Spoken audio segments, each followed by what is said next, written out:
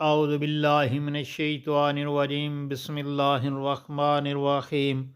السلام علیکم پیارے بہن بھائیوں، گولڈن لائنز میں خوش آمدید۔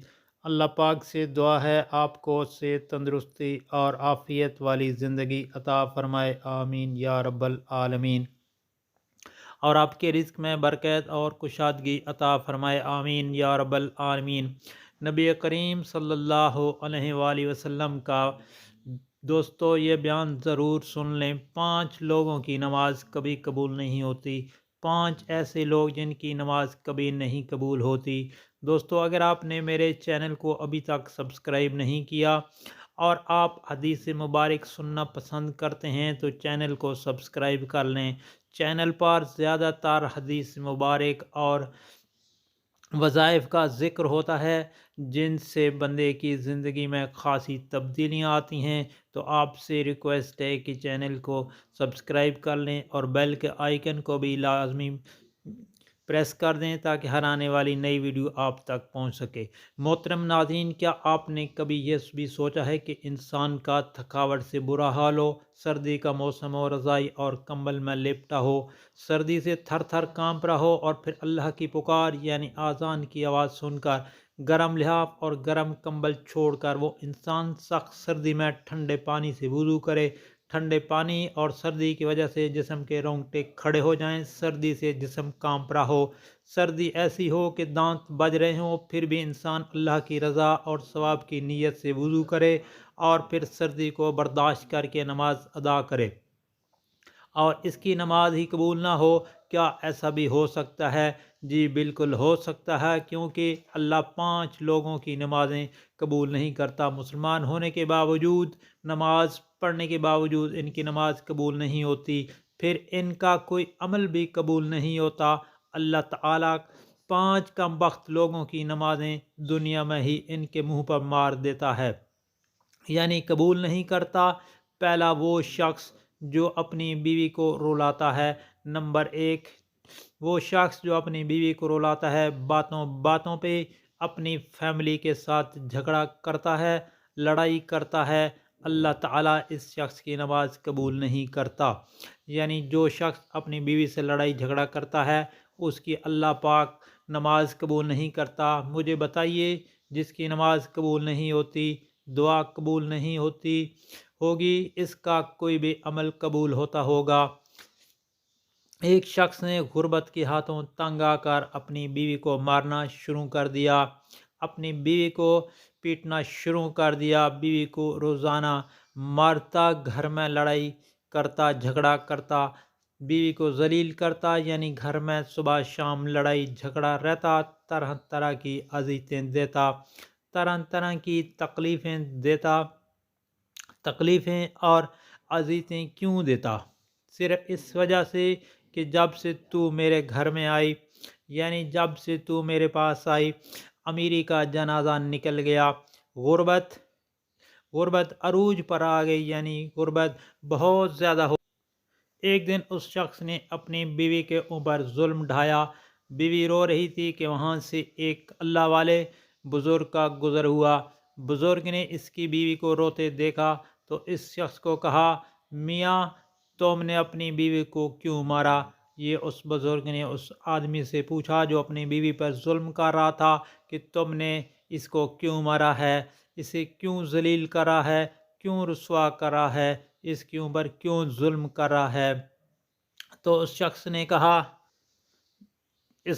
کہا حضرت، جب سے اس کم بخت کو میں اپنے گھر لے کے آیا ہوں، یعنی جب سے اس کے ساتھ میری شادی ہوئی ہے، میری غربت ختم ہی نہیں ہوتی، غربت عروج پر آ گئی ہے، غربت عروج پر آ گئی ہے، جس سے اس کم بخت عورت کو میں اپنے گھر لے کر آیا ہوں، غریب ہو گیا ہوں، یعنی اس عورت کی وجہ سے میری ساری قسمت بدل گئی، غربت آ گئی، امیری چلی گئی، یعنی جب سے اس کو میں اپنے گھر لے کے آیا ہوں قریب ہو گیا ہوں، اتنا قریب ہوا ہوں، صبح کھاتا ہوں تو شام کے لیے نہیں ہوتا، یعنی صبح کھاؤں تو شام کے لیے نہیں، اور شام کو کھاتا ہوں تو صبح کے لیے نہیں ہوتا، غریب ہو گیا ہوں۔ اس پریشانیوں نے آ گھیرا، دکھوں نے آ کر گھیرا ہے، ٹینشنوں نے آ گھیرا ہے، ٹینشنوں نے طرح طرح کی مصیبتوں سے آ گھرا ہے۔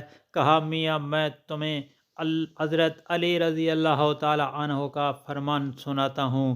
ایک دن حضرت سیدنا علی مرتضیٰ شیر خدا خطاب فرما رہے تھے۔ دوران خطاب آپ نے فرمایا، لوگو، جو شخص اپنی بیوی کو رلاتا ہے، جو شخص اپنی بیوی کو مارتا ہے، غصہ کرتا ہے، اس کو ذلیل کرتا ہے، طرح طرح کی اسے پریشانیاں دیتا ہے، فرمایا اس شخص کی ایک تو نماز قبول نہیں، اس شخص کی پڑھی نماز دنیا میں ہی اللہ تعالیٰ اس شخص کے منہ پہ مار دیتا ہے، اس کی پڑھی ہوئی نماز قبول نہیں ہوتی۔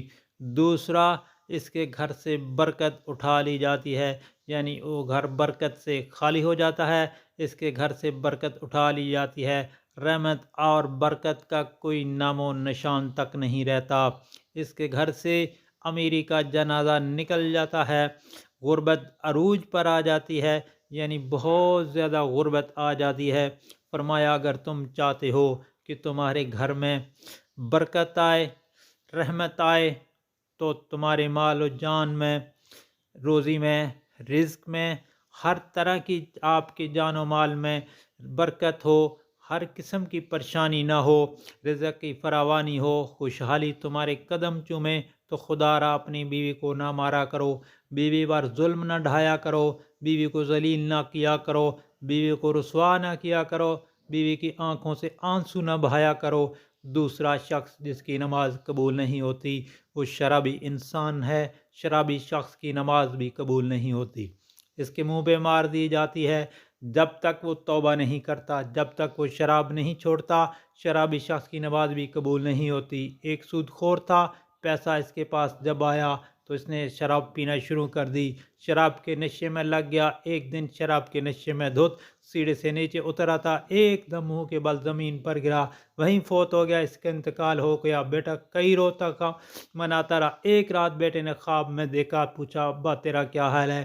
باپ نے کہا نہ پوچھ بیٹے، سیڑھی سے نیچے اتر رہا تھا، بجائے زمین پر گرنے کے سیدھا جہنم نو جا چلا گیا ہوں۔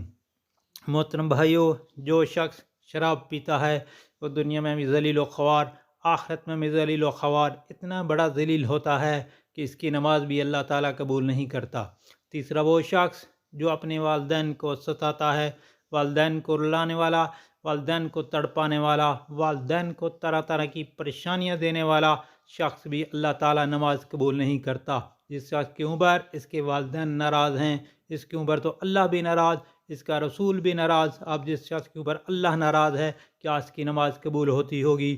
اس کا کوئی بھی عمل قبول ہوتا ہوگا؟ ہرگز نہیں۔ خدا را جن جوانوں کے اوپر والدین ناراض ہیں، خدا را اپنے والدین کو راضی کر لیجئے۔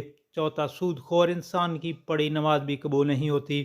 جو سود خور انسان ہے، جو صبح شام حرام کھاتا ہے، سود تو ویسے ہی حرام ہے، جو صبح شام حرام کھاتا ہے، حرام کھانے والے شخص کی بھی نماز اس کے منہ پر مار دی جاتی ہے۔ پانچواں، اچھے طریقے سے وضو نہ کرنے والے شخص کی نماز بھی قبول نہیں ہوتی۔ اچھے طریقے سے وضو کر کے نماز پڑھا کریں، پھر اللہ سے جو کچھ مانگیں گے اللہ تعالیٰ فوراً عطا فرمائیں گے۔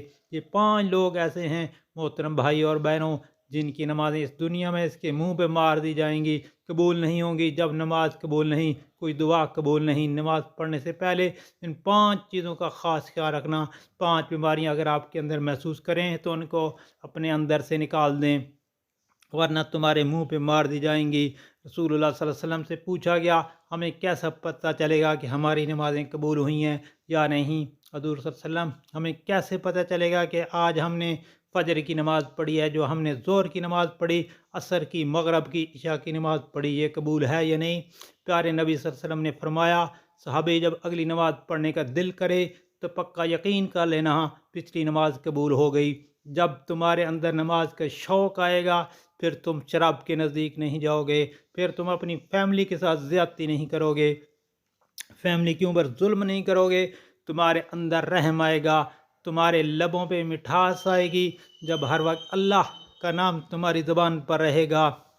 حضرت علی مرتضیٰ رضی اللہ تعالی عنہ شیر خدا کے پاس ایک شخص آیا، یعنی کہنے لگا حضرت آج میں نے آپ کے بارے میں ایک نئی خبر سنی۔ کہا ہے جی تو نے کیا سنا ہے؟ کہا جی میں نے سنا کہ آپ اللہ سے باتیں کرتے ہیں، اللہ سے باتیں کرتے ہیں، کیا میں نے ٹھیک سنا ہے؟ آپ نے فرمایا تو نے بالکل ٹھیک سنا۔ کہا جی وہ کیسے؟ کہا میاں جب میرا جی چاہتا ہے کہ میں اپنے رب سے بات کروں تو نماز پڑھنے لگ جاتا ہوں، اور جب میرا جی چاہتا ہے کہ میرا رب مجھ سے باتیں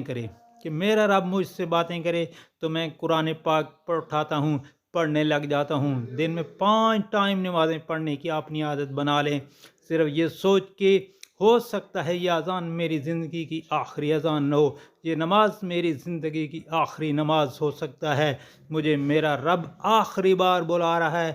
ہر نماز کو آخری نماز سمجھ کر پڑھیں۔ اللہ پاک سے دعا ہے کہ ہمیں صحت کاملہ عطا فرمائے، صحت کاملہ کے ساتھ ساتھ حلال رزق عطا فرمائے۔ جب ہم اللہ کا دیا ہوا رزق کھائیں تو اللہ ہمارے جسم میں ایسا خون، ایسی طاقت عطا کرے جس میں نیکی کی رغبت اور برائی سے عداوت پیدا ہو۔